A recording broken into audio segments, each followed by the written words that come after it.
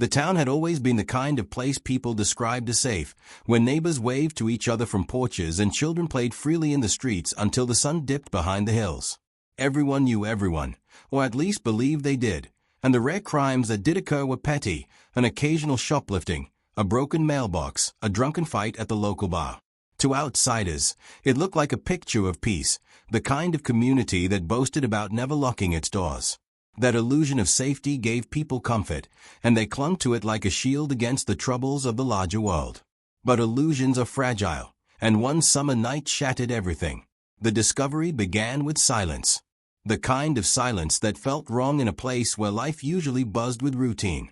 A young woman, admired for her kindness and well known to the town, was found dead in her own home. The news spread like fire through dry grass, whispered first in gas stations and diners, then shouted across front yards and crowded into church pews. Shock settled in the air, heavy and suffocating, because if violence could reach someone so familiar, it could reach anyone. Families who once left windows open at night now slammed them shut, and conversations became hushed, suspicious, and tense. The authorities moved quickly, but not with clarity. Panic pressed on them, fueled by townspeople demanding answers. Newspapers printed bold headlines that stowed fear rather than calm, and rumors twisted into something darker every time they passed from mouth to mouth. Strangers no longer exchanged friendly nods, they exchanged wary glances, searching for danger in familiar faces. The victim's house, once a symbol of warmth, became a landmark of dread. People slowed their cars when passing by, staring at the yellow tape stretched across the porch as if it held the answers to the town's torment. The crime scene felt like a wound in the center of a community that no longer knew itself. Suddenly, the town's history of peace meant nothing, replaced by the reality that a murderer was among them. What frightened people most was not the brutality of the crime itself, but the mystery behind it. No one had seen anything. No one could explain how someone had entered her home or why she had been targeted. The unknown was far more terrifying than the act itself, and it was that uncertainty that turned the town from calm to restless. The demand for justice grew louder each day, but in their desperation, the people failed to realize how easily fear could cloud the truth. The investigation did not take long to focus on someone, though the reasons were more convenient than convincing. Daniel Hayes was a name that surfaced early, whispered in back rooms and pointed to by suspicious eyes. He was not the kind of man who blended easily into the fabric of the town. Quiet, withdrawn, and often seen walking alone after long shifts at the factory, Daniel lived in a rundown house on the outskirts where few ever visited. He had no family nearby, no close friends to vouch for him, and in a place where belonging mattered, his solitude made him stand out. To frighten neighbors, his silence looked like guilt, and to the authorities under pressure, it looked like an easy answer. Evidence against him was thin, but in the frenzy, thin seemed strong enough. A shoe print found in the mud outside the victim's home was close in size to Daniel's boots, though not an exact match. A neighbor recalled hearing about a minor argument he once had with the victim over noise, though no one remembered the details clearly. A passerby claimed to have seen a figure walking near the street that night, and though they could not describe the person, their words were molded to fit Daniel. Bit by bit, fragments of uncertainty were pieced together to form a picture of guilt. The town embraced the narrative almost too eagerly. For weeks they had lived under the shadow of fear, convinced a killer was among them. When Daniel's name appeared in headlines, relief began to replace terror. Parents felt safer letting their children return to play in the streets, and neighbors whispered that perhaps justice was finally being served. The idea of his guilt became less about the evidence and more about restoring a sense of order. People wanted to believe the threat was gone, and Daniel became the vessel for their peace of mind. The arrest was public, deliberate, and carefully staged. Cameras captured him being led away in handcuffs, his face expressionless, his eyes cast down as if already condemned. Reporters framed the story as a victory, a swift response to tragedy, proof that law enforcement could protect its people. Yet beneath the celebration, cracks were already showing. The evidence was weak, the timeline uncertain, but no one seemed to care. In the rush to mend the town's broken sense of safety, Daniel Hayes was no longer seen as a man. He was simply the answer to their fear, a suspect turned symbol of justice before his trial had even begun.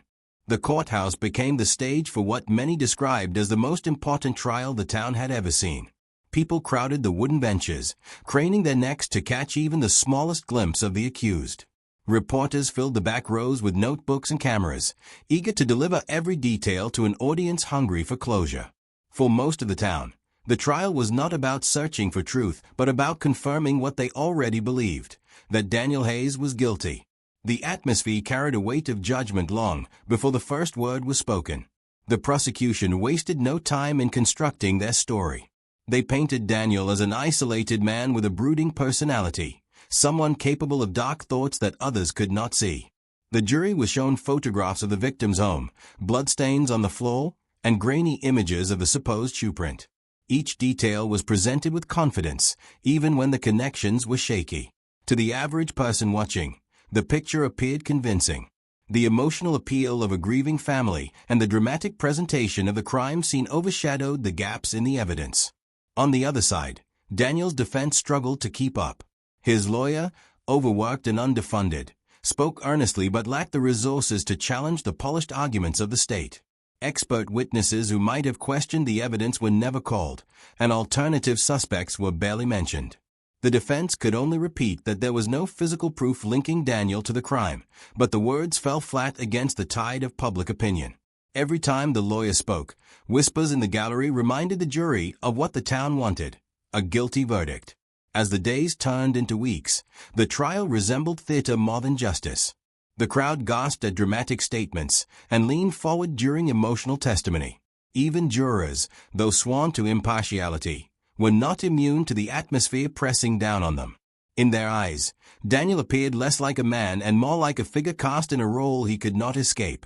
When the jury retreated to deliberate, their decision came faster than anyone expected. Hours later, they returned with a verdict: guilty on all counts. The judge pronounced the sentence of death by lethal injection, and the courtroom erupted in a strange mix of relief and solemnity. For the town, it was the end of fear, a chance to move forward.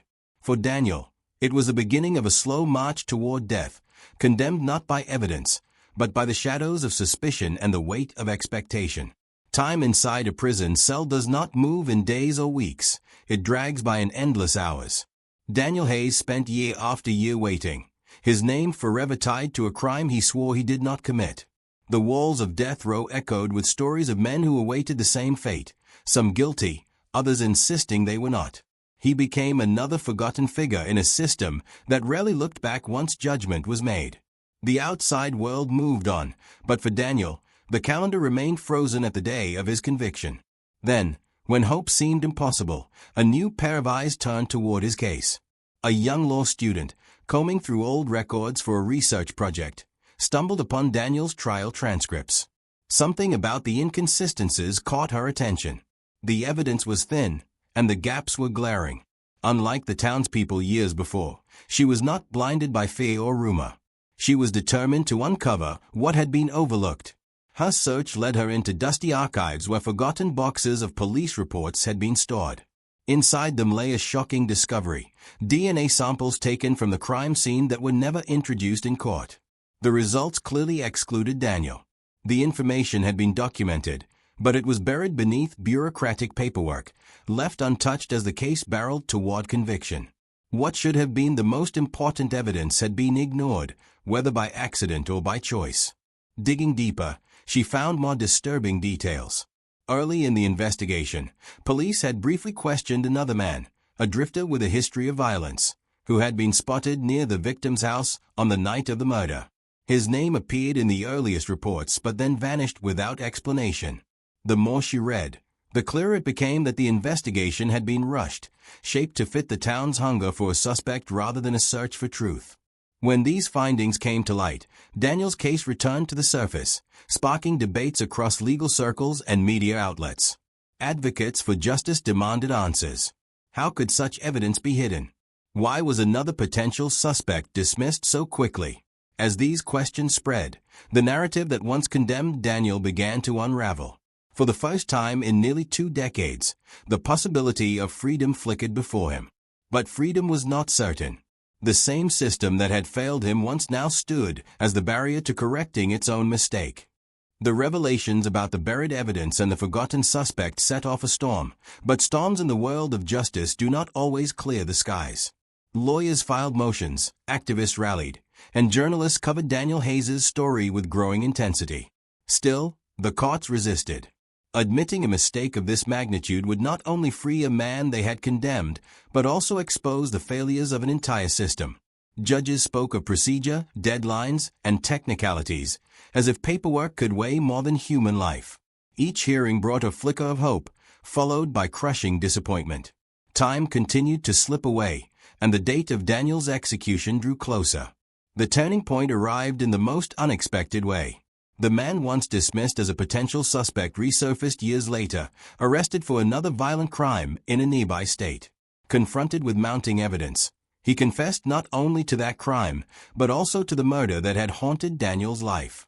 His confession matched details from the original case that had never been made public. DNA tests confirmed the truth. Daniel had never been the killer. The case that once seemed so solid crumbled in an instant. The announcement sent shockwaves through the town that had condemned him.